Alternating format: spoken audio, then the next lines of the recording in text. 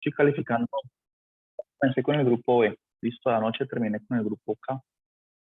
Y ya creo que califiqué como 10 parciales de este grupo. Espero que al final del día de hoy ya tengan ustedes las notas de este segundo corte. Perdón, primer corte, ¿no? El primer corte, y entonces en la tarde les voy a compartir la planilla que yo tengo y con las notas que tengo hasta ahorita. Bien, para que si alguien me entregó un quiz, un taller o un parcial por algún canal distinto a Teams y de pronto tenga un 0 allí, entonces me escriba, y que me escriba por favor al WhatsApp.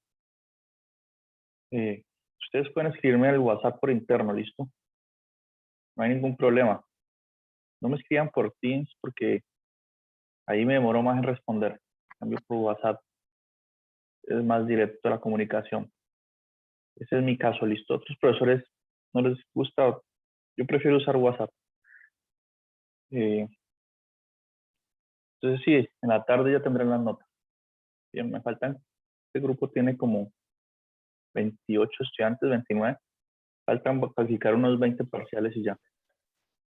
Las notas del quiz y del taller ya están listas. Ustedes han recibido seguramente las observaciones que he hecho por Teams, la notificación. Y con respecto al taller, como era un solo integrante del grupo que debía subirlo, entonces ese integrante es el que recibió las observaciones. ¿Listo? Y sabe la nota. Entonces, si alguien quiere saber su nota del taller, alguien que no subió el taller, lo subió su colega, entonces debe preguntarle a él la nota y qué observaciones se hicieron. ¿Listo?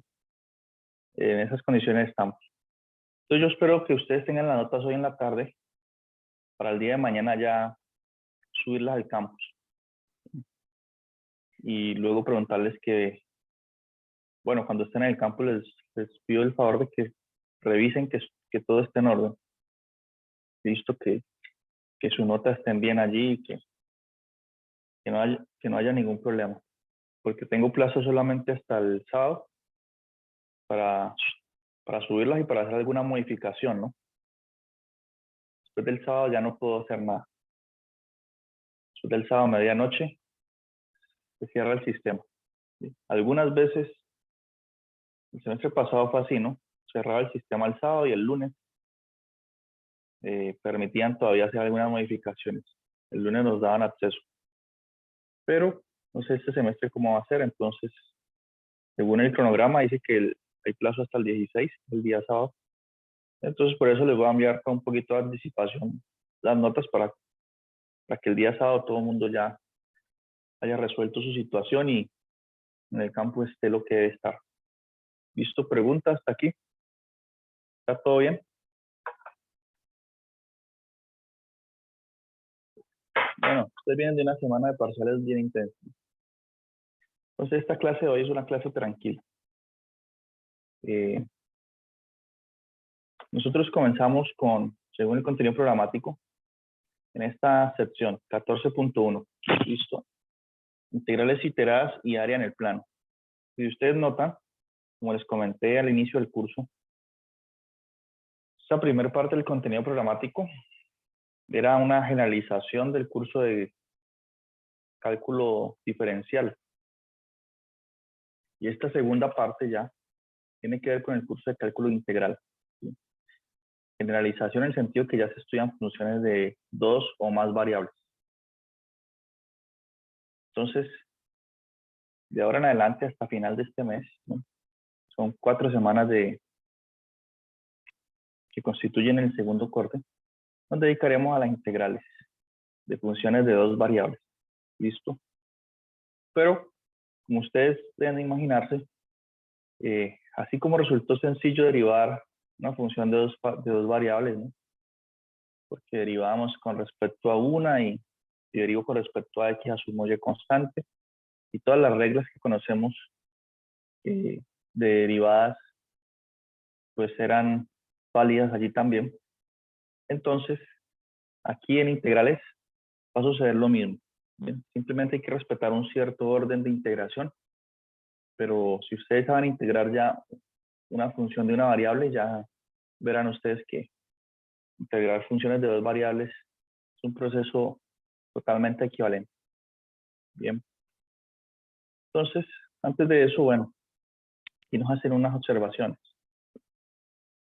Veamos este ejemplito que está aquí. Bueno, ¿tienen alguna pregunta hasta el momento? Sí, del parcial, de cualquier situación. Bueno, seguramente cuando yo les envíe la plantilla de lo que yo tengo de notas, ustedes me escribirán. Si aparece NP, si en vez de una nota aparece un NP y usted sí presentó su trabajo, inmediatamente debe escribirme, ¿no?, por el WhatsApp. Pero ese ejercicio se hará hoy en la tarde.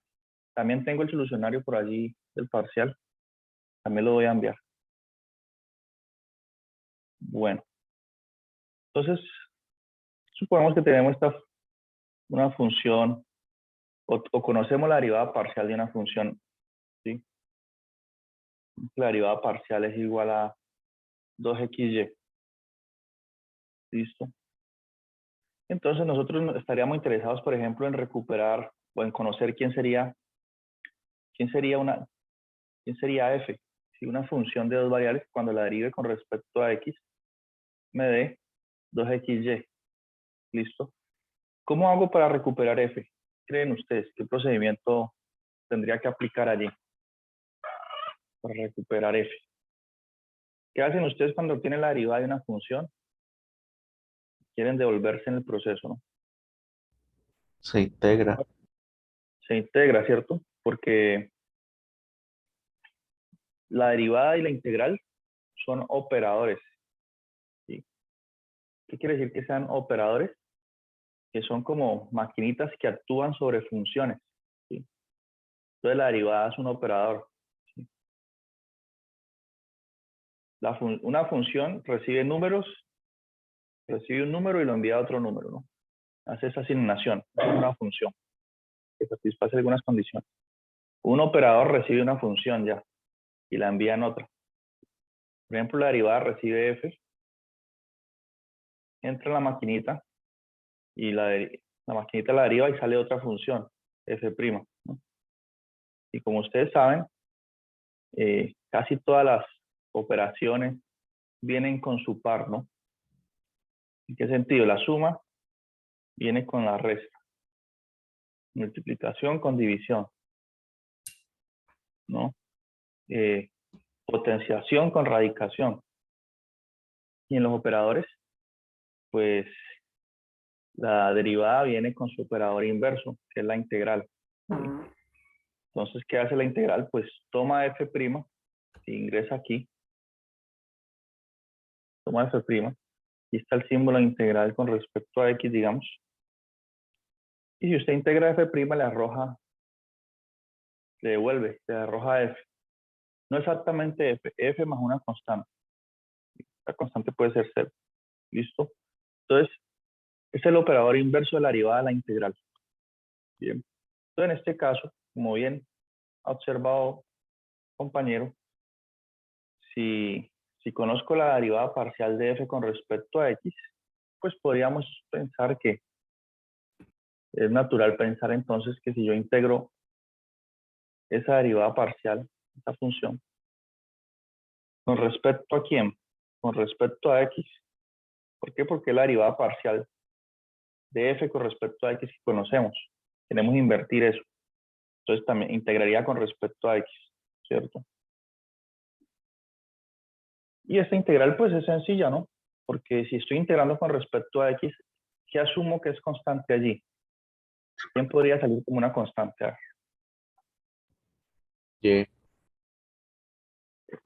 Exacto. Y, listo. Por este diferencial.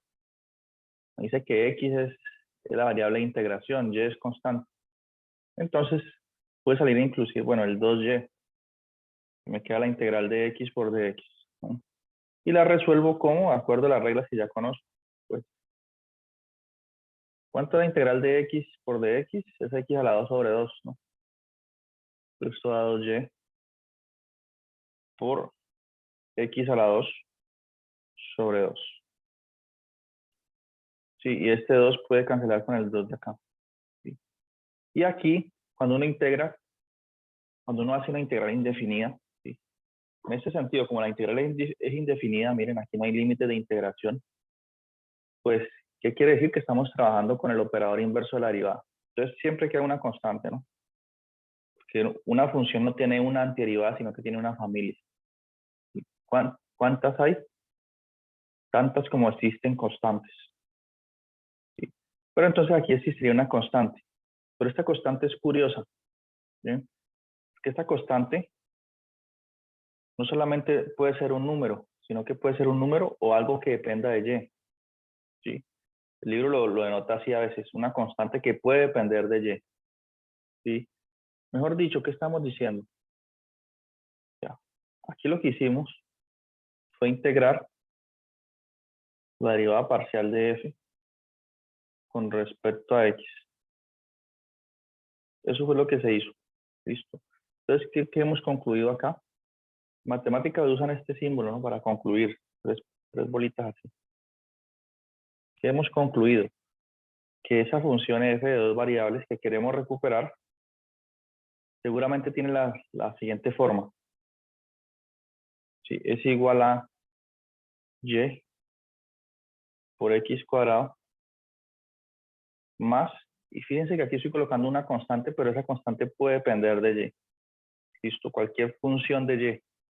Puede ser un número o puede ser 5y, o puede ser seno de y. Sí, ¿por qué? Fíjense en esa función que tuve al final. Si yo la derivo con respecto a x, ¿qué me va a dar? Efectivamente me va a dar 2xy. ¿Sí? Porque si derivo con respecto a x, derivo esta parte. ¿Sí? Y si estoy derivando con respecto a x, se supone que esto es una función que depende de y. Si derivo con respecto a x, esa función que depende de y da 0. ¿No? Y entonces se satisface esta condición en la derivada parcial de la que estábamos hablando. ¿Listo? Es decir, que aquí puede ir cualquier cosa que dependa de y. ¿Quieren? Démosle algún valor, pues. No tenemos más elementos de juicio aquí, más condiciones para saber qué función sería. Si yo puedo colocar seno de y. Si f de xy tiene esta forma, se cumple que su derivada parcial es 2xy. O puedo colocar cualquier otra función que se me ocurra, ¿no? Y al cuadrado sobre y menos 5. ¿Qué pasa? Si derivo esto con respecto a x, me sigue dando 2xy. Aquí tenemos pues una libertad muy grande de escoger cualquier función. ¿Listo? Si nos hubiesen dado más condiciones, ¿como cuál? Si me hubiesen dicho, la derivada parcial de f con respecto a y tiene que ser tal cosa.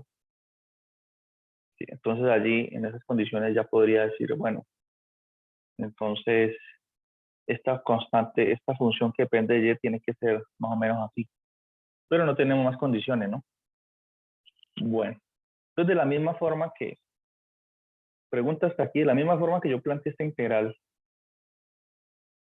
no definida, puedo pensar en una integral definida. ¿Listo? Entonces miren que se aplicaron las reglas de integración que ya conocemos habitualmente. Y aquí el libro, bueno, habla de esta C que constante que depende de y. ¿Listo? Bueno, y también entonces puedo pensar, así como hice una integral no definida, pensando en recuperar la derivada, o sea, conociendo la derivada parcial en recuperar la función, también, si pensamos en el curso de cálculo integral, puedo plantear una integral definida así, por ejemplo, la integral de 1 a 2y de la función 2xy por dy. Bueno, no, por dy no, por dx. Esta integral, ¿por qué tiene sentido? Bueno, tiene sentido porque estoy integrando con respecto a x. Bueno, ustedes dirían, si yo pregunto por qué tiene sentido, entonces ¿en qué caso no tendría sentido? ¿No? Pero fijémonos en lo siguiente. Y recordando un poco aquí el curso de cálculo anterior. ¿Listo? Cuando uno tiene una integral definida y una función de una variable, por ejemplo, vamos que esta es la gráfica de una función f. Aquí está un numerito a y b. ¿Sí? Pues el área bajo la curva es precisamente la integral de esa función f en ese intervalo, ¿no? Vemos que esto es f. Entonces aquí hay un área. Esa área bajo la curva es exactamente la integral de a hasta b de f de x por dx, ¿no? Como ustedes ya saben. ¿Listo? Fíjense que aquí cuando uno plantea esta integral, la x pues es la variable de integración. Entonces uno imagina, o sea, la x en definitiva está variando entre a y b, ¿sí? O sea, yo escojo un x aquí y entonces ese x, si ustedes, bueno, creo que en el curso de cálculo integral anterior, como el contenido programático cambió, no se hizo la integral definida mediante una suma de rimas, ¿no? Algunos lo alcanzaron a ver así, otros no. ¿Listo? Pero lo importante aquí es que para generar esta área, x está variando entre a y b. ¿Sí? X está moviendo entre a y b. Y voy generando el área bajo la curva. ¿Sí? O sea que esta variable de integración se mueve entre estos dos extremos, entre a y b. Siempre tener eso presente. ¿Listo? Ahora, ¿qué pasa con esta integral que tengo aquí? X es la variable de integración. Entonces eso nos está diciendo que X se está moviendo entre 1 y 2y. ¿Listo? X se varía entre 1 y 2y. Y estamos asumiendo y constante. Y eso tiene sentido. O sea, no hay ningún problema. Si asumimos y constante, esa integral tiene todo el sentido del mundo. Piensen que y es el 2, el 3. Entonces, ¿tiene sentido la integral? Sí. ¿En qué condiciones no tendría sentido? Bueno, voy a escribir un ejemplo. Y ustedes me dirán por qué no tendría sentido. Si asumimos, bueno, aquí sería y, ¿no? Entonces, esta integral, ¿cómo la resuelvo? La resuelvo de la forma tradicional. ¿Listo? Si y es constante, entonces ya vimos que una antiderivada de esta función es x a la 2 por y, ¿no? Sí, porque x a la 2 por y lo acabamos de hacer. Noten que si yo derivo esto con respecto a x, me da la función que estoy integrando, ¿no? Esta es la forma de uno verificar que la integral quedó bien hecha. Y la derivada del resultado me da lo que integré. Y en este caso sucede. Porque si derivo esto que está aquí con respecto a x, me da 2xy. Listo, está bien hecho. ¿Y qué dice el segundo teorema fundamental del cálculo? Si yo encuentro una antiderivada, evalúo eso en los extremos de integración, ¿no? Son 2y y 1. ¿Sí? Pero aquí tengo que tener cuidado. ¿A quién sustituyo? ¿Al y o al x? Con respecto a quién integré, con respecto a x. Entonces debo sustituir x por 1 y x por 2y. Hacer una resta ahí, ¿no? Eso es lo que dice el segundo teorema fundamental del cálculo. ¿Y cuánto me da esa integral entonces? Veamos. Entonces esa integral daría, primero sustituyo el extremo superior, ¿no? Me daría 2y al cuadrado por y. ¿Por qué 2y al cuadrado? Porque es x el que sustituí por 2y aquí. Como si aquí lo encierro eso entre paréntesis y coloco el 2y. Menos, cuando x lo sustituyo por 1, me daría 1 al cuadrado por y, me daría y. Listo. Y haciendo cuenticas aquí para escribir esto mejor. 2y al cuadrado, ¿cuánto es? Así todo entre paréntesis. ¿Cuánto haría eso?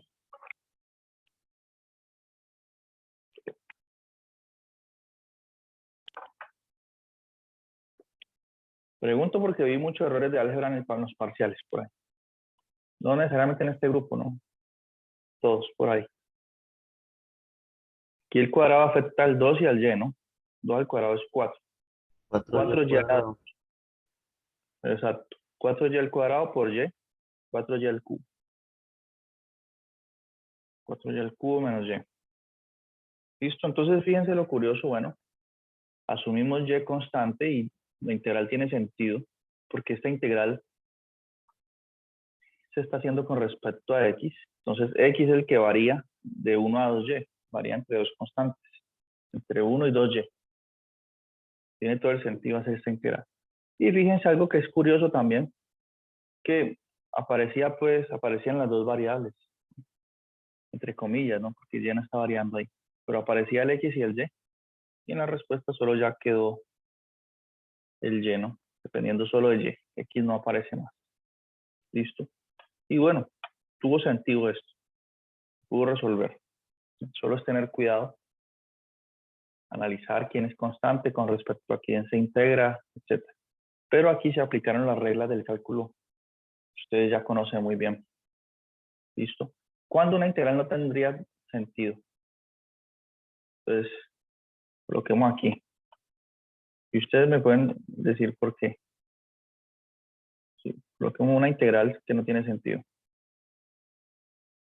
O coloquemos así nomás. Sí, veamos por qué.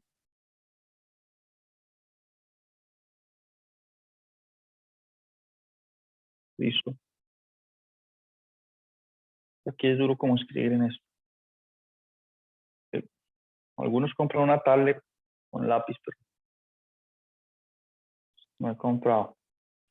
Bueno, aquí sería la integral de, tenemos cualquier caso, ¿no? De 1 a y por x al cuadrado por y por dy. Bueno, pregunta, ¿por qué esa integral no tendría sentido? No habría que resolverla porque no tiene sentido. ¿Quién me dice por qué? ¿Se alcanzan a ver ahí? Final. Porque tenemos que derivar con respecto a x más sobre y. Estamos integrando con respecto a y, ¿no? Sí, por eso, pero entonces es que, como se está evaluando sobre y, entonces no puede, no, o sea, la integral debería evaluarse sobre en x, ¿no? Exacto, exactamente. O sea, lo que usted nos quiere decir, si entendí, es que bueno, estoy integrando con respecto a y. Miren, y es la variable de integración, ¿cierto? Pero entonces quiere decir que y es variable, variable de integración. Pero al mismo tiempo, como ya aparecen los límites de integración, entonces y es constante, ¿sí? Porque si y varía entre 1 y y, ¿sí? Entonces y es variable y constante al mismo tiempo. Entonces una contradicción, pues no puede ser algo variable y constante a la vez, ¿sí? Son dos propiedades que no se pueden tener simultáneamente en una operación. Entonces por eso no tiene sentido, porque y es variable y constante. Entonces, ¿cómo puede ser eso? O es variable o es constante, no puede ser las dos.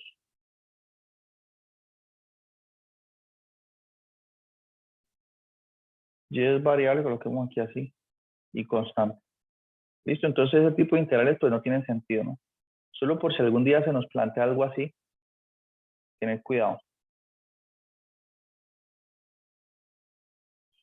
Si es variable y constante.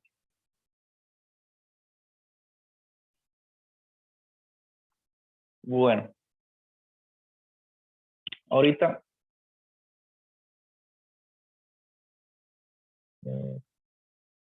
fíjese en lo siguiente. ¿Qué más podemos hacer aquí?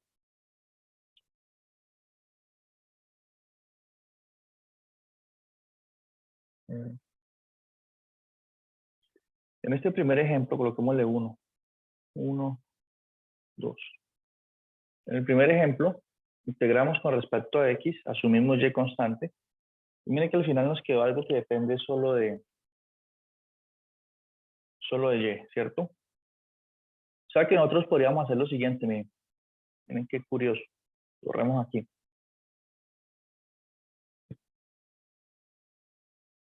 Yo podría encerrar esta integral aquí entre unos corchetes, ¿no?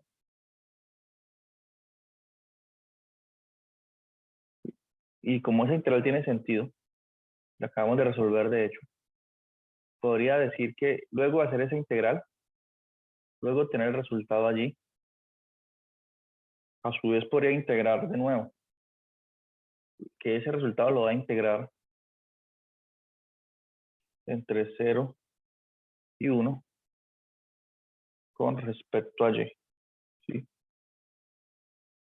Y miren que como de repente me apareció una integral doble y que tiene sentido o no. Porque miren, esto es lo mismo que tener la integral de 0 a 1.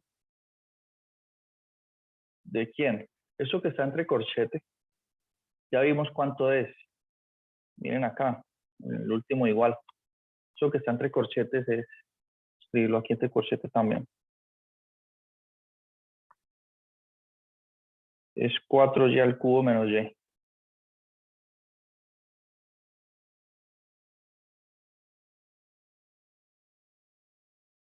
¿Sí? Por de y. ¿Listo? Lo que está en azul es igual a esa integral. Y eso lo va a integrar de nuevo con respecto a y. O sea, lo voy a de nuevo no, a su vez, con respecto a y. ¿Y cuánto me da esa integral? Pues esta integral que me quedó aquí ya es una integral tradicional de una sola variable, ¿no? No aparece el x por ninguna parte. Y si estoy integrando una función cualquiera con respecto a y, ¿no? Por ejemplo, integral de 4y al cubo es y a la 4, ¿no? Que si derivo esto, me da 4y al cubo. Menos la integral de y es y a la 2 sobre 2. Y esto evaluado cuando en los límites de integración que están ahí. 1, 0. ¿Listo? Y eso que me da entonces, eso da, cuando evalúo en 1, en el extremo superior me haría 1 a la 4 menos 1 a la 2 sobre 2. 1 a la 4 es 1, menos, me haría 1 menos 1 medio, que es igual a 1 medio. ¿Listo? Y cuando evalúo en 0 todo se anula, entonces menos 0. Entonces fíjense qué curioso. Hicimos una integral iterada, ¿sí? A este tipo de integrales así se les llama integrales iteradas. Ese es el nombre que le da el libro. Y si ustedes notan, generalmente este corchete no se coloca, ¿sí? Ese corchete no se pone y generalmente nos plantean las integrales iteradas así. ¿Listo? De esta forma. Entonces uno inmediatamente, como no nos colocan el corchete, la plantean así, inmediatamente uno debe poner el corchete. ¿Por qué? Porque es que nos están dando un procedimiento para resolver integrales iteradas. ¿Qué nos están diciendo? Primero resuelva la integral interna. ¿Sí? Entonces usted coloca inmediatamente su corchete, resuelve la integral interna y lo que le dé lo integra con respecto a la otra variable de integración, en este caso y. ¿Listo? Entonces esas son las famosas integrales iteradas. Bien. Y si ustedes notan, es hacer una integral, es hacer dos veces integrales de las que ya conocemos. ¿Sí? Integrales sencillas. ¿Listo? Eso es lo que llama integrales iteradas. ¿Pregunta hasta aquí?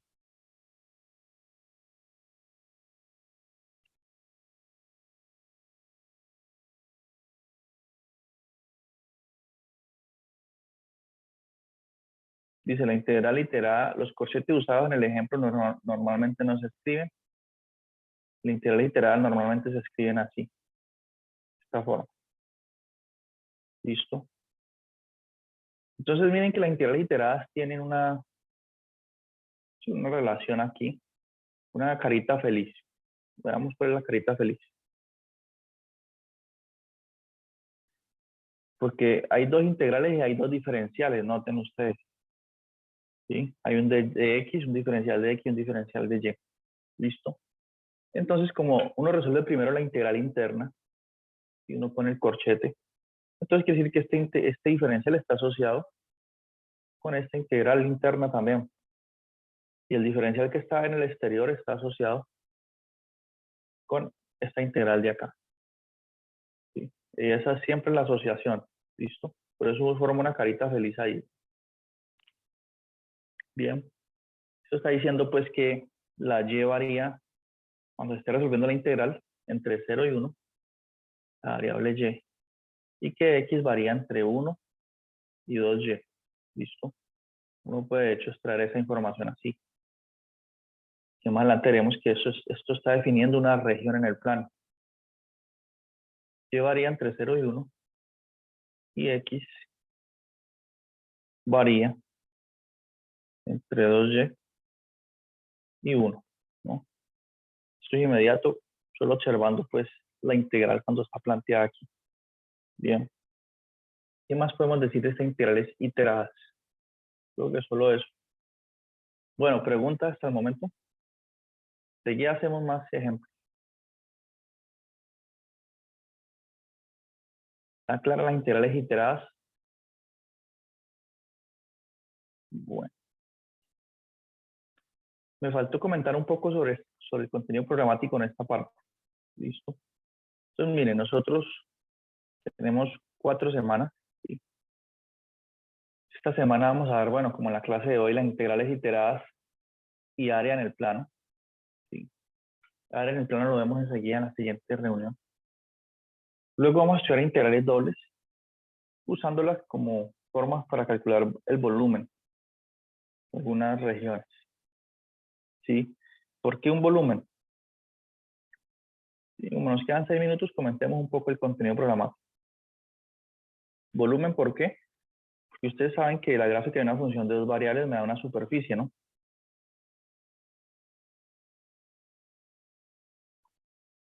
Da una superficie. Ustedes, perdón. Entonces coloquemos aquí, digamos, el plano de 3 dimensiones. No, sí, no.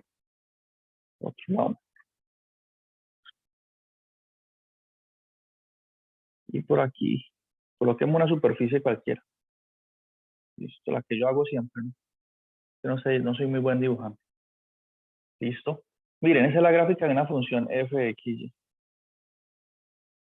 Listo. Entonces, yo puedo escoger graficarla por acá en una parte del plano. Perdón, proyectarla hacia el piso. Así como mirar la sombra que ella proyectaría. Entonces ya define una región por acá.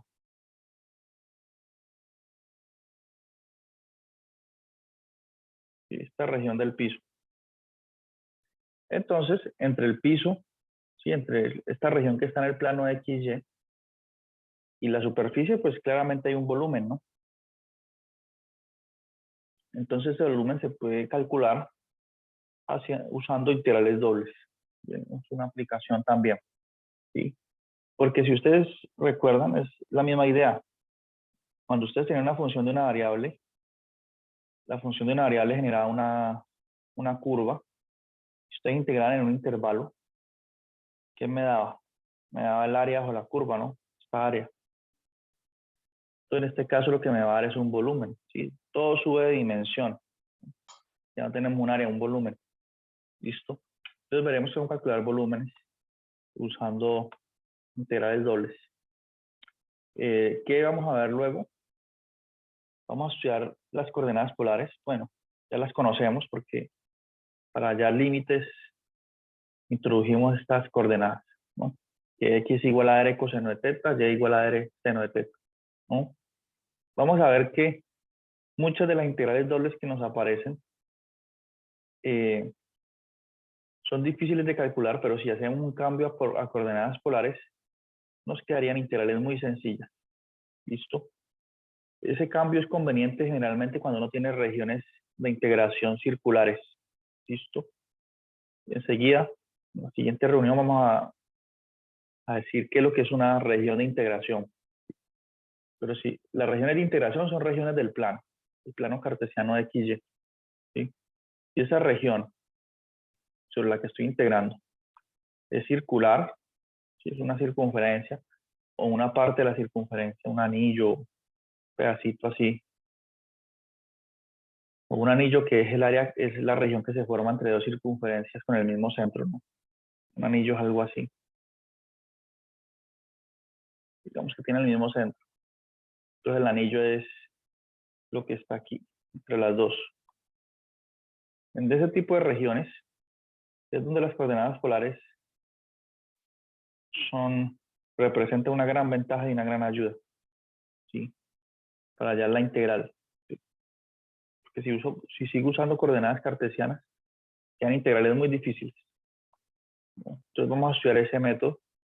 Luego vamos a ver que las integrales dobles no solo sirven para hallar un volumen, sino que existen aplicaciones. Por ejemplo, podemos hallar el centro de masa de una lámina, de alguna figura plana, ¿sí? ¿Cuál es el centro de masa? ¿Y por qué es importante, digamos? El centro de masa es importante generalmente para los que estudian física, ¿no? Y bueno, ingeniería, claro.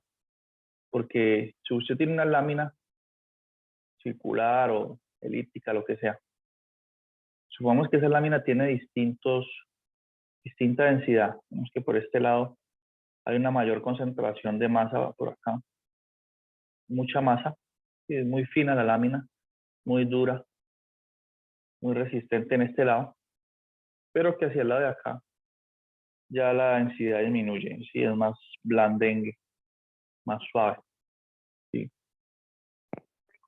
Entonces, si tenemos una distribución de masa heterogénea, y yo quiero, por ejemplo, si estoy en el caso de analizar la dinámica de esta lámina cuando la lanzo por el aire, ¿sí?